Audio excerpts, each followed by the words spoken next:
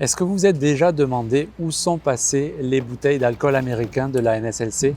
Eh bien, voici une partie de la réponse.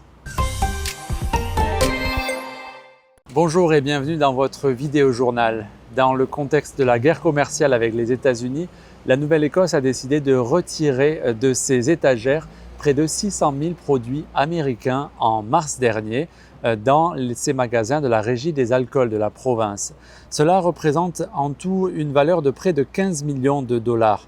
La plupart des produits retirés sont des vins californiens, des bourbons du Kentucky et des whiskies du Tennessee.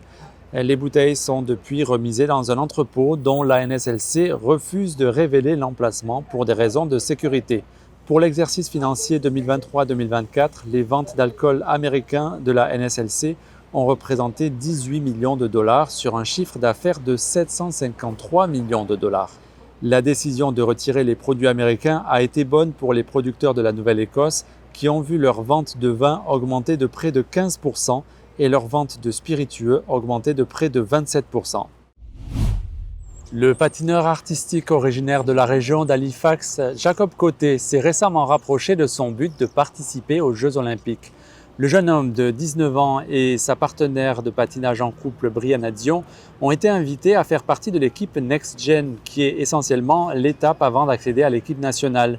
Ils vont ainsi participer à leur première compétition internationale. Ça serait notre première compétition internationale en équipe de ma vie, oui, la première grosse compétition internationale. Donc, c'est une étape marquante dans notre parcours sportif. Jacob Côté et sa partenaire s'envoleront dans un mois pour la Turquie pour participer au Grand Prix Junior de patinage artistique.